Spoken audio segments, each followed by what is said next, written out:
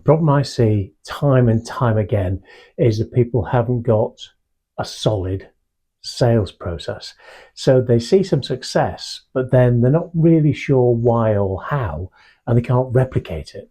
So I've helped people do that in hundreds of industries and niches, and I've discovered the common thread that everybody needs to follow, particularly if they're selling business to business. So let's look at what a sale is made up of and how you can become more efficient and consistent, whether your sales cycle is 10 minutes or 10 months. Before I get into it, if you want to understand this deals process that I'm going to describe in more detail, or if you just like to read things as well as to watch them, I've put together a free ebook that allows you to develop your skills and your success levels in a step-by-step way. Click the link in the description below and we'll send you a free copy.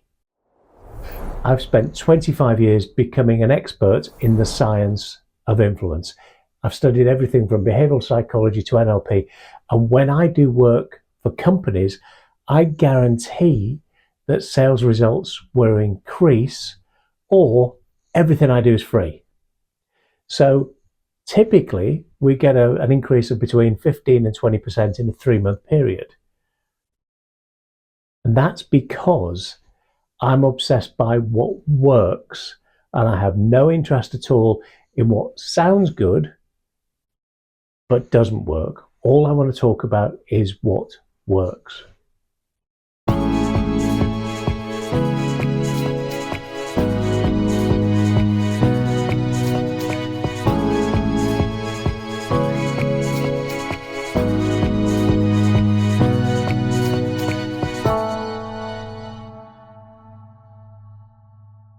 Before I get into the step-by-step of the deals process, I want to cover off what business-to-business sales isn't, because most people have this kind of mixed up impression of it. Decision-making units, DMUs, procurement committees, review panels, preferred supply lists, all of that is what business-to-business sales is not about. They're kind of an outcome, or they're kind of a step in the process, but they are not the whole point. You're never actually selling to a business. You're selling to a person in a business, or you're selling to a group of people in that business, which means you've got to influence and persuade and convince each of them individually. Basically, selling to a business means selling to a person, and then maybe to the next person and the next person, until you've covered off that whole decision-making unit, maybe a series of people. But the important word here, in case I haven't been explicit enough, is person. You're not selling to the business, you're selling to the person within that business. And that's a really important thing to keep in mind. I'm not saying that DMUs, procurement departments, purchasing teams, committees, review panels, preferred supply lists, I'm not saying they don't exist. I'm saying they're not how decisions get taken. They're the framework within which the decisions are taken. All the decisions are taken by people. Do businesses with preferred supplier lists, big decision-making units, and procurement departments with strict processes ever use new firms and ignore all of their own rules? Yes, they do, every single day. Because if the person wants to take a decision, and if a person wants to go with a new supplier or change the way they're doing things or change product, they can, they will, and they do. It's all about the person and how you influence, persuade, motivate, and convince them. The deal takes place in here. The decision-making unit is just the organization chart. Hopefully that makes sense. With that in mind, it's kind of important that we understand how people are motivated, particularly if we're trying to motivate somebody to go outside their procurement process or go with something new. a completely new solution, a completely new product, not just a new supplier, but a totally new concept or a totally new product. That requires something in here, not just our in here, but they're in here. People are motivated toward what they want and away from what they're trying to avoid. Prospects move towards benefits, safety, positive transformation, gain. They move away from problems, difficulties, risk, pain. Very few people, though, by the way, in case you're familiar with this, very few people are either 100% toward motivated or 100% away from motivated. Very few people are only interested in gain. Very few people are only interested in making the pain go away. Most people are a combination of the two. So the excitement of the toward motivation, the excitement of the gain creates motivation, but the fear and dread of the away from, the fear and dread of the pain creates action. So what they'll gain makes them want it. The pain they'll experience if they don't make a change is what triggers the action. And with that bit of knowledge and that bit of understanding in place, now we can launch into the process. So what is the DEALS framework? Well, it's obviously 5 steps, DEALS. Discover the situation, engage, understand what's going to motivate them to buy, assess the current situation and their desires for the future, leverage, so create some reason to change, because unless we give somebody a reason to change, they're going to stay where they are. An undisturbed prospect does not buy, is the old cliche. It's a cliche because it's true. And then S for secure, which is where we close the deal.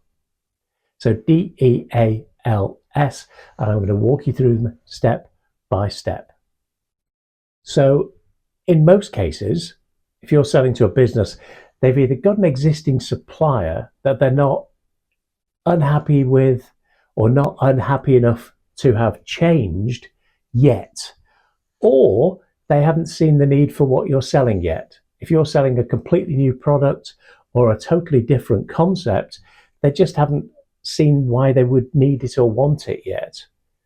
But the most common situation that most of us find ourselves in is that they've got an existing supplier, they've got an existing service, or they've got an existing product that does something similar to what we're promoting. Now, that's true even if we know our product is dramatically better, even if we know that our SaaS platform will transform everything. As far as they're concerned, they've got a SaaS platform. As far as they're concerned, they've got a product. So unless yours is completely new and completely different, in which case they haven't seen the need for it yet, most of the time what we're finding is a situation where, the current supplier might be a bit rubbish. The current supplier might be not that great, but they haven't put them out of business yet. They're not so bad that they're costing them money every single day. They're not so bad that they dread coming into work because they're not sure what bullshit this supplier is going to present them with today. So most of the time, they have a supplier that's, all right. So how do we discover the situation? Well, the easiest thing to do here is to look for a change. Let me give you an example. I spent a long time training hundreds, I think thousands of commercial insurance account executives. That's what commercial insurance brokers call a salesperson or an account manager. And when we developed their sales roadmap, which is the sales process that we were teaching people to use as a model, what we discovered, having checked out hundreds of deals and hundreds of sales calls and proposals, was that if somebody's buying commercial insurance, they're insuring their factory or their office or their cars or whatever it might be. If the current insurance broker hasn't totally screwed up, then in 99 cases out of 100, no matter what you do, if you go in with a price that's half the current premiums, if you go in with a package that totally transforms everything, they're going to stay with the existing broker. Because changing to a new supplier, particularly in an area that you don't really understand, because let's face it, who the hell understands commercial insurance? So if you don't really understand it, if you make a change and it goes wrong, the consequences are massive. Particularly if you're a manager in a business and you make a change in supplier and it all goes wrong, guess whose head the bucket of brown stuff is going to get poured onto? So if it's not that bad, in the case of commercial insurance, if they haven't completely screwed up a claim, most people just go, well, yeah, I know you can save me some money. Yeah, I know you say you can make my life easier, but, it's not that bad. They haven't killed me yet. And people get used to, we get used to stuff. We acclimatize to the most ridiculous stuff. And we put up with stuff. You do, I do, they do, everybody does. It's just human nature. The stuff that you are niggled by, but it's not bad enough to make a change. You might have a rattle in your car, but it's not enough to make you burn the thing and buy a replacement. It's just annoying. So you turn the radio up. Same sort of thing. So what I'm always encourage people to look for is a change. So with commercial insurance broking, forget what they've currently got.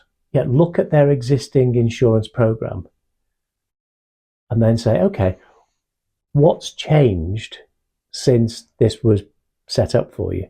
What's your current situation? And dig into that in as much detail as possible. What's changed in their goals and objectives? What's changed in their business turnover? What's changed in their market or their competitive environment? What's changed in their premises? What's changed in the number of staff they got? What's changed in the fleet that they're using or the whatever it might be? Yeah. And the smaller you slice the subject, the easier it is to identify changes. If you just say, what's new in your business over the last 6 months? Most people go, nothing really. If you go, okay, just in the last 6 months, what's changed in terms of the competition that you're dealing with? Yeah? What's changed in terms of the way you manage your sales? What's changed in your products? What's changed in, and slice it down. I don't mean give people a multiple choice questionnaire. Have a conversation with people. But the important thing is to just pull out as much detail as possible, because the more stuff that's changed, the greater the opportunity for their existing solution or their existing supplier to fail. And that is what will create the pain. We can just sell on our benefits, and that might be motivational. But unless we've got that away from trigger, unless we've got that discomfort, they're always assessing the risk. Yeah, it sounds like it's great, but what if it goes wrong? Yeah, it sounds brilliant, but it might screw up. Sounds brilliant, but what if it makes me look bad or gets me sacked? So it's not enough just to have a great product or service or present the benefits. We've got to discover a change, discover something that they want that they're not getting, or something that they're getting that they don't want, because that is where the sale is really going to happen. Just to stick with the commercial insurance broking, I can give you a couple of examples, but let me give you two very easy ones. The first was a account executive, a client of mine, who walked in to a haulage company in the Midlands in England. And they walk in, and as they walk in, they can see that there's all these chemical tankers, food tankers. It's foodstuffs in tankers.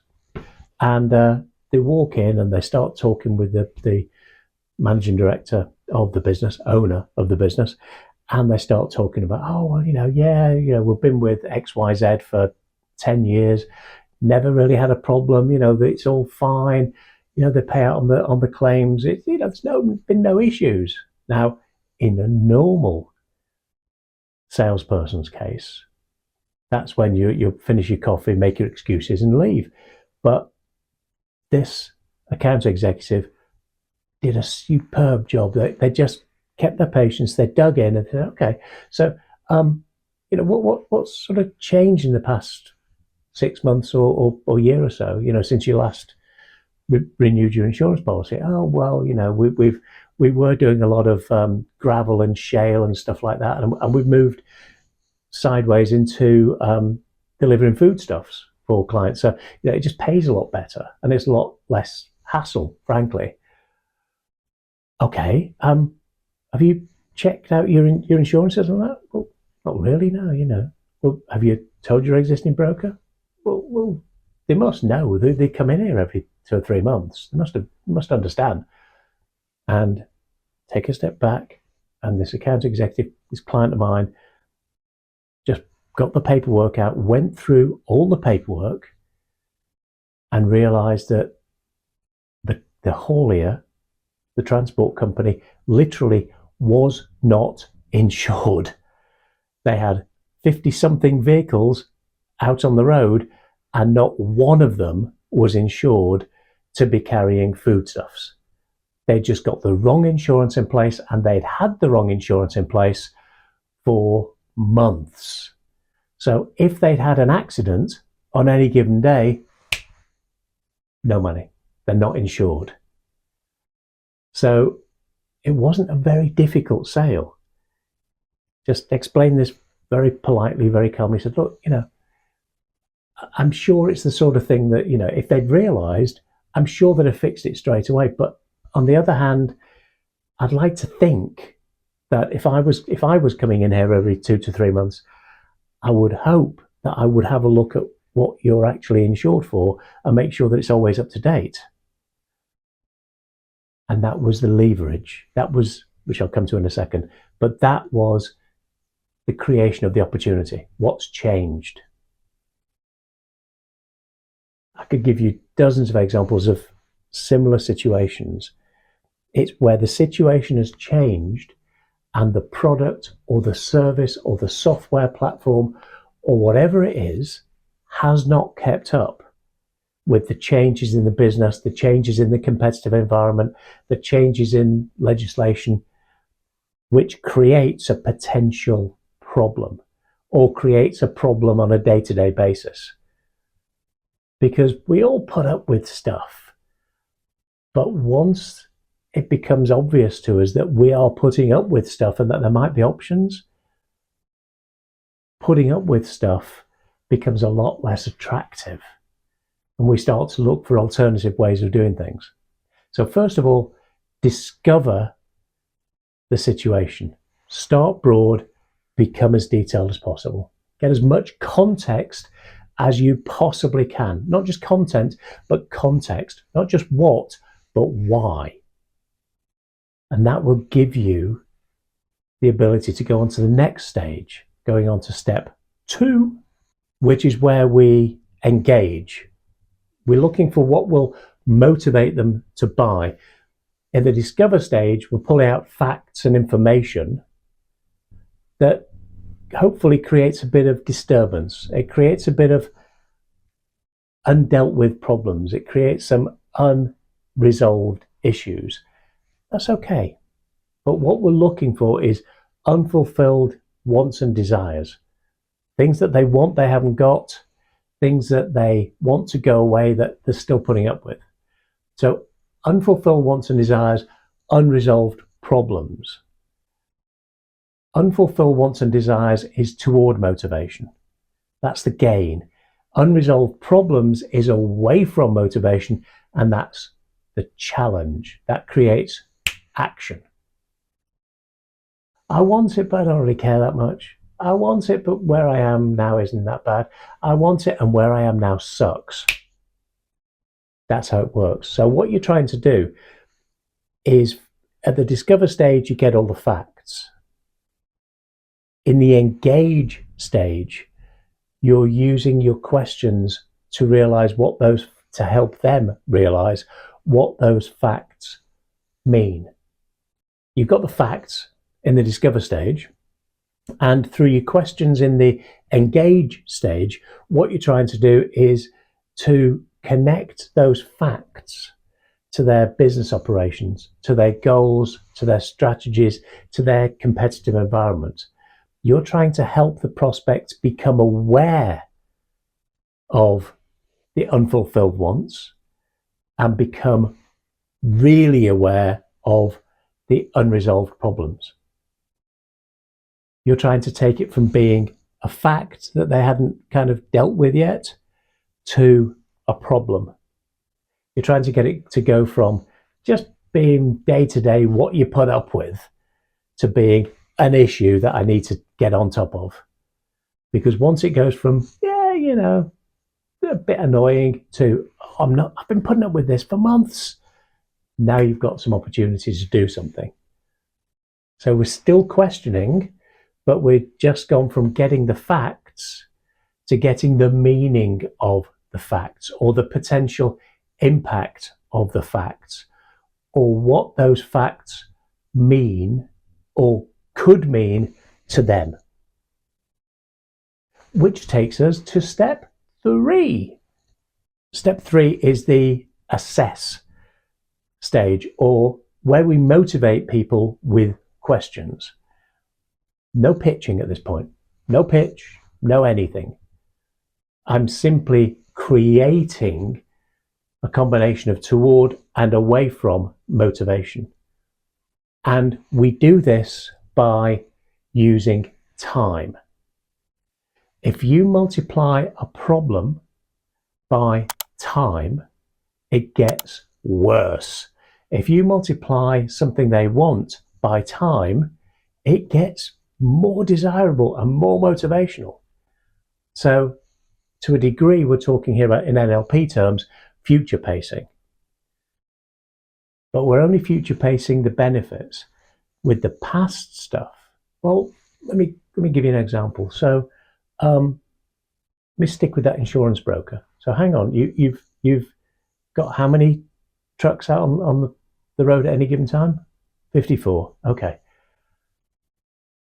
What's each of them worth? Okay. And each load, what's the value of each load? Okay, so each vehicle on the road now is very nearly £250,000, and you've got 54 of them on the road at any given time. Okay. Now, how long is it since you went from doing gravel to doing foodstuffs? About 6 months. Okay, so you could potentially have had a £250,000 claim that was not going to be paid out every single day for the last 6 months. It's like 180 days worth of exposure.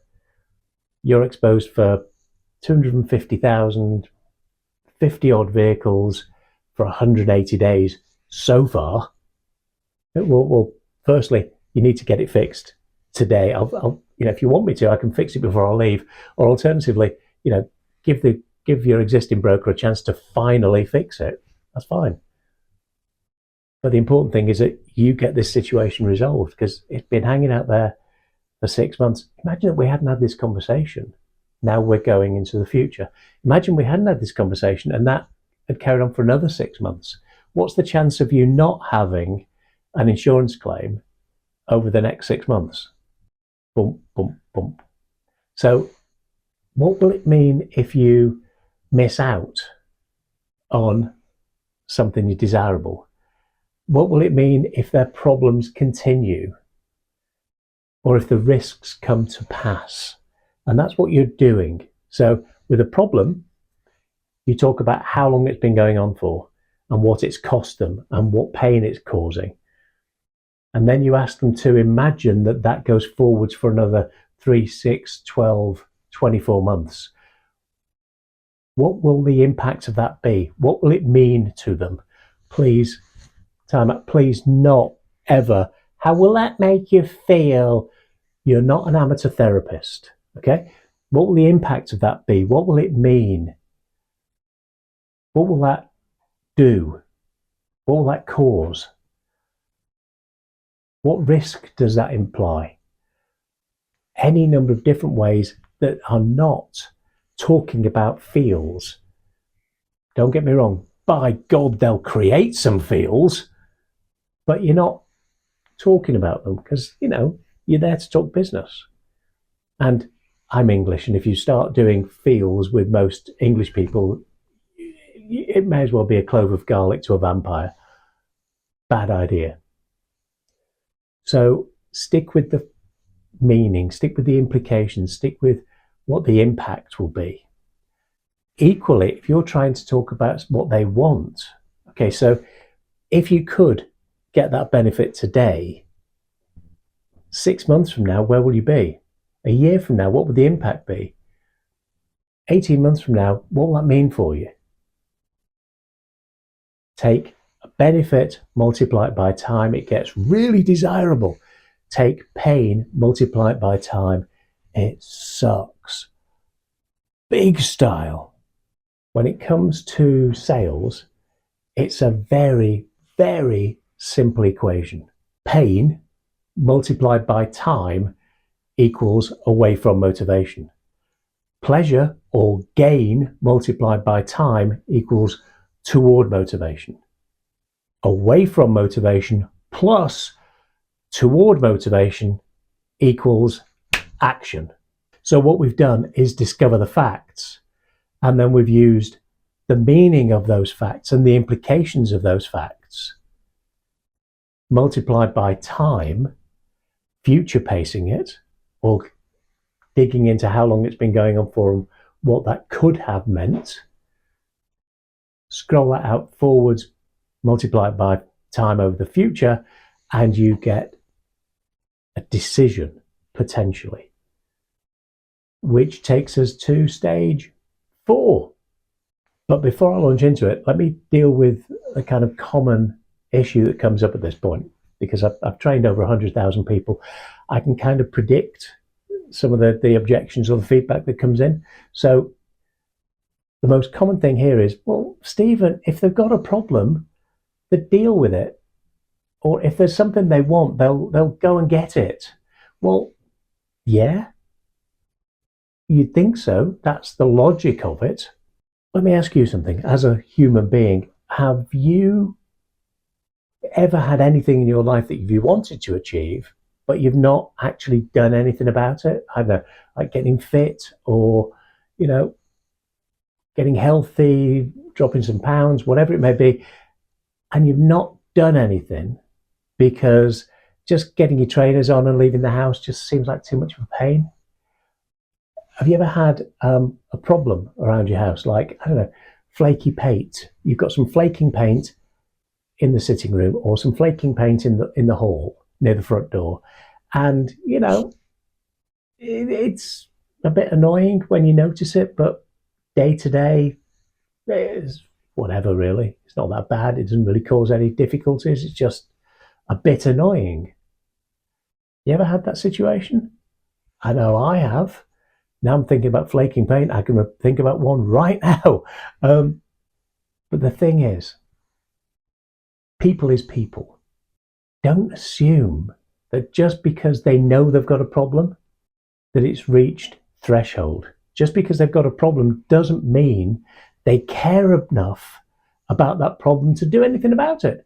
Just because there's something they want, don't assume that it's desirable enough to make them stop doing what they're doing and do something else instead.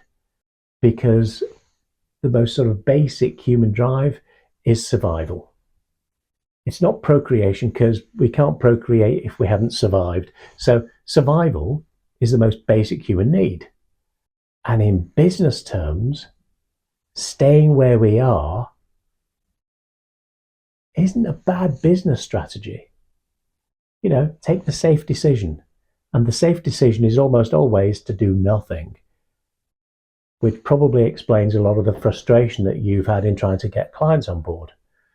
So let's move on to step 4 in the process, which is leverage. Now, leverage is where we're going to take everything that we've learned and everything we've made them aware of and bundle it up into a nice little package that summarizes everything and creates a reason to move, a reason to overcome the inertia. And I do that by using something called the perfect pitch, which I'm not going to get into massive detail because it's going to be coming out in subsequent videos. But the structure of the perfect pitch is hook, story, facts, call to action, or CTA. Now, if you've watched somebody like Russell Brunson, or if you've ever read the book Story Selling, you may have come across the idea that all you need to do is give people a good case study, a fantastic testimonial, a great example of what you've done. And they will instantly go, oh, that's fantastic. I want some of that. I'll go and get it. And for an individual, that's absolutely true. That makes sense. But if you're selling a new SaaS platform, a new software as a service platform to a finance director or to a logistics director, and they have to take that to the board for sign off on the budget, and all they're armed with is some good case studies and some testimonials, well, I wish you the best of luck in getting that past the rest of the board, getting that past the rest of the decision-making unit. What they will need is facts. So hook gets their attention. Fundamentally, it's a benefit. It's about how you can make their pain go away and deliver the gain that they're looking for. The story is an example of how you've done that for somebody else and what benefits they achieved. The facts are how you did it, the process that you used to deliver the benefits and the case study that you're talking about. And the call to action is literally,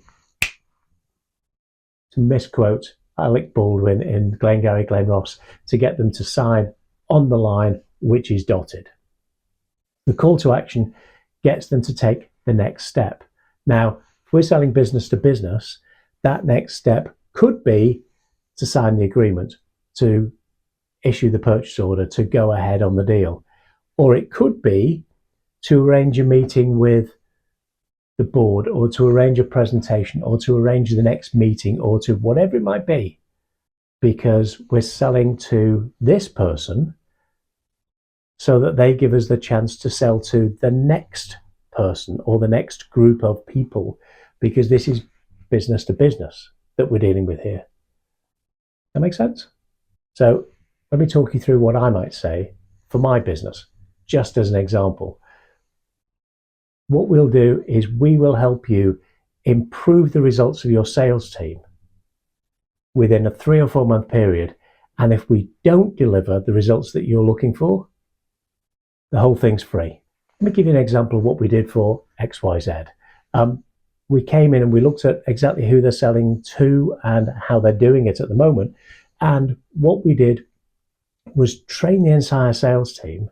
And then with some follow-up coaching, we worked out which of the skills that we talked about were going to create the maximum impact, which were going to create the best results. And as a result of that, what we delivered was, in just 4 months, the number of proposals and the value of the proposals went up by 30%, and the amount of revenue coming through the door went up by 23% in just 4 months.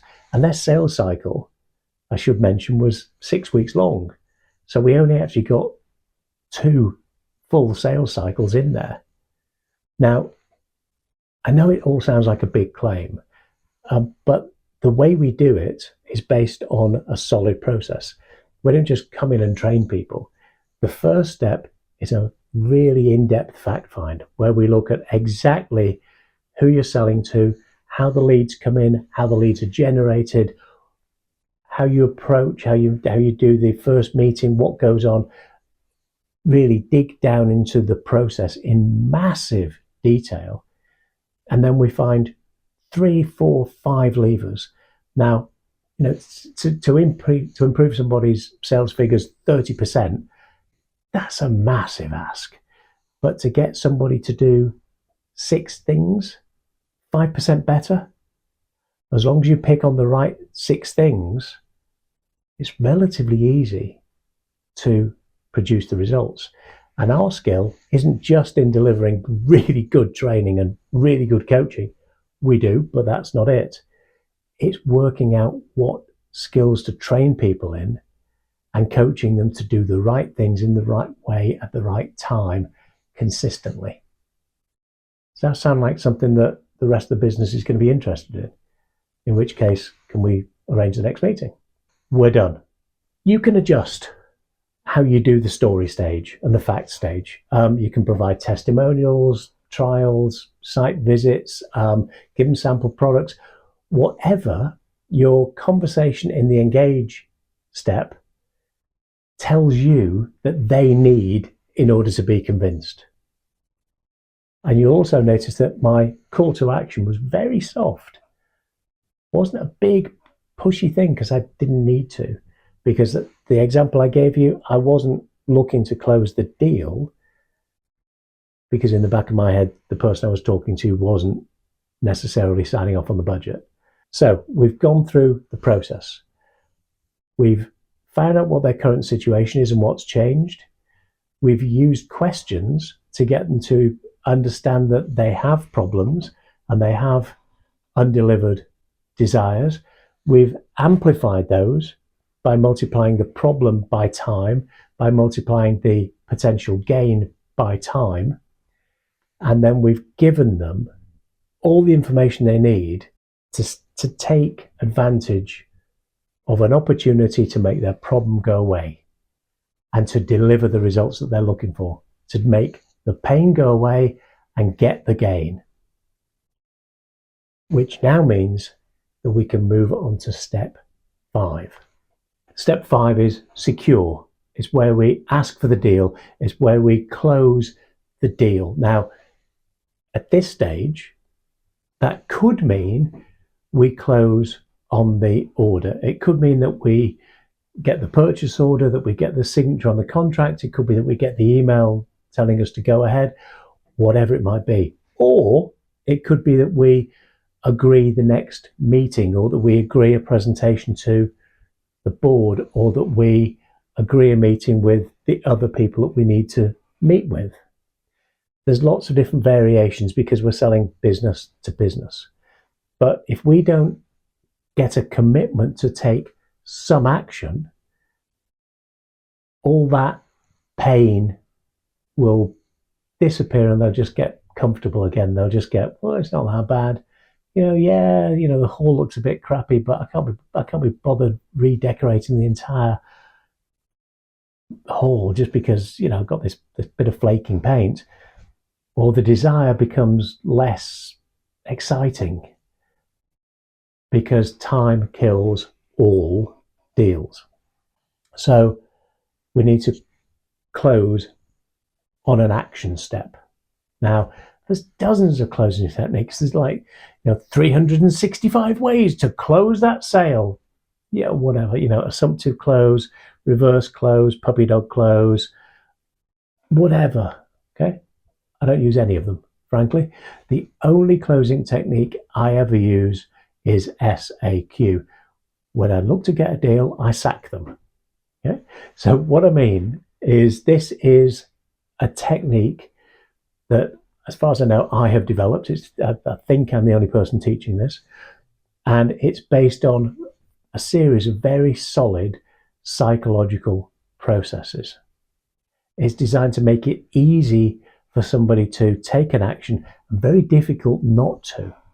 So S is for summarize. If I summarize back what you said, well, it must be true, and you're going to agree with it. If I summarize back what the meeting has been about, if I summarize back the facts, if I summarize back the situation, if I summarize back the history of the account, and it's accurate, I don't try and be clever, I don't spin it, I don't rephrase it, I don't reframe it, I don't paraphrase it, I literally just summarize back what you said and what has gone on and what the facts are. And particularly if I summarize back the meaning of those facts. So you've been having this problem for 6 months, and if that carries on for a year, this is what it might mean. You've been trying to achieve this for the last year without really making any progress. And if you can get it today, over the course of a year, it will mean this. Is that right? Is that what we're saying? Is that okay? Does that kind of make sense? Summarize back. If I summarize back and I'm accurate, you're going to agree with it. So by definition, that builds agreement. If I'm saying things that you agree with, we're building agreement. It also builds rapport. So they're already agreeing with you before you move on to the next step. The next step is one of my favorite pieces of behavioral psychology ever. It was done by a lady called Ellen Langer, psychologist at Harvard back in, I think, 1978. And she and her team did a wonderful piece of research testing compliance. In other words, how easy it is to get people to do what you ask them to do. And to give you a bit of context, 1978, photocopiers were big, expensive, and there weren't many of them. So there were queues at photocopiers. And what Ellen's team did, they would go to the front of a queue at a copier and they would say, "Excuse me, can I cut in?" And about 60% of people would let people cut in if they just asked. Okay? No reason, no rationalization. They just said, "Can I cut in?" About 60% of people said yes. Now, I know, everybody goes, "Oh, they wouldn't do that in New York, they wouldn't do that in London, they wouldn't do that in wherever you live." Yet they do. It's been tested multiple times since in multiple locations. It's very solid behavioral psychology. About 60% of people will say yes to just about anything if the stakes aren't that bad. If the stakes aren't that huge, like, let somebody in, what's it cost you? 30 seconds in a queue? So if you're in a queue at a supermarket and you do want to cut the line, if you go to the person up front and say, "Excuse me, can I cut in?" About 60% of people will say yes in almost every circumstance. Don't get me wrong. If you just walk up to a stranger and say, "Hey, do you want to spend 50 grand on a car?" Probably not. Stakes are a bit high. You go to the right environment and you say to somebody, "Hey, do you want to buy this new Mercedes?" To somebody for whom that kind of money isn't a big thing, I'll give it a go. Yeah, what the hell? So about 60% of people will say yes to just about anything if the stakes aren't that important to them. Here's where the fun starts. If you go to the front of the queue and you say, "Excuse me, can I cut in because I'm late for a lecture and I'm going to get in big trouble if I haven't got these copies?" 94% of people will say yes because you have a really good reason and they can empathize with it. So what the hell? All it means is it just delays me a bit. And this is the really clever bit. If you go to the front of the queue and you say, "Excuse me, can I cut in because I have to make some copies?" 93% of people say yes. What the hell is everybody else waiting for? It's 94% if you give people a good reason. It's 93% if you just use the word because. The word because implies motivation and reason, and it triggers all the switches in our head, and it works in most European languages. I'm not sure about languages from around the world, but within Spanish, German, French, Italian, English, it works perfectly well in every single language. because this. And here's where the fun sciencey bit comes.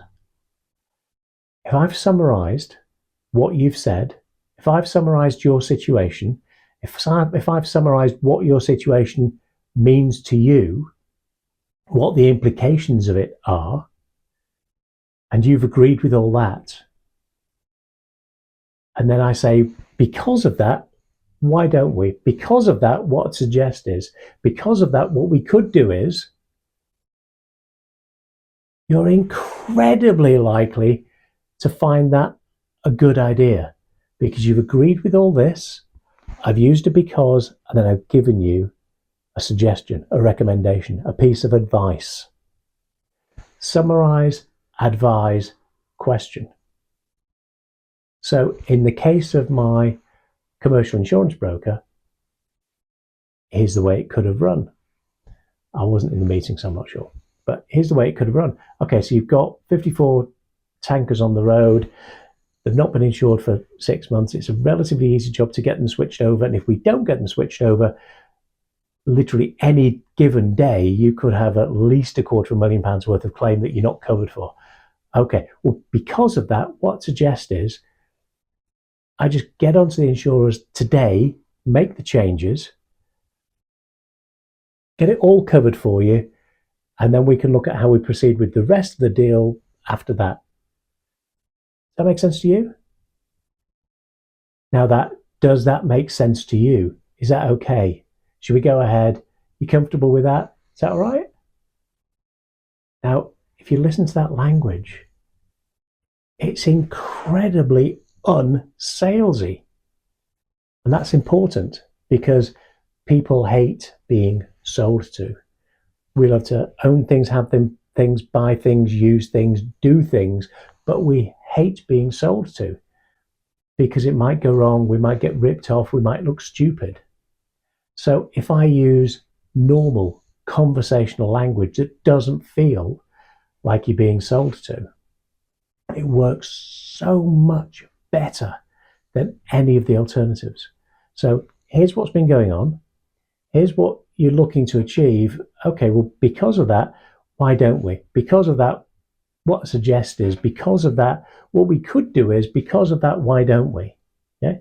Now, there's a word I'm not using. I'm trying to avoid the word propose because proposal becomes serious, it becomes businessy, it becomes potentially a sticking point. So I always try and avoid the word propose if I possibly can. And bear in mind, I will close 6 and 7 figure deals using this technique all day long. I've done about £50 million, that's $65 million worth of personal business over the last 25 years just with that closing technique. Don't get me wrong, there's a lot of stuff before I get to that point, but that's the only closing technique I've used for 25 years. And the more colloquial, the more natural, the more, human it sounds, the better it works.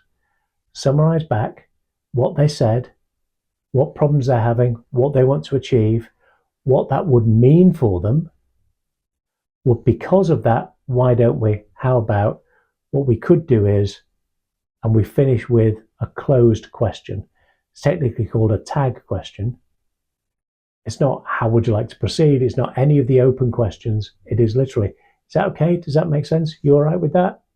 Seem reasonable? Sound good? That's what we do. That's how we do it. And that is how you finish off the deals process. DEALS.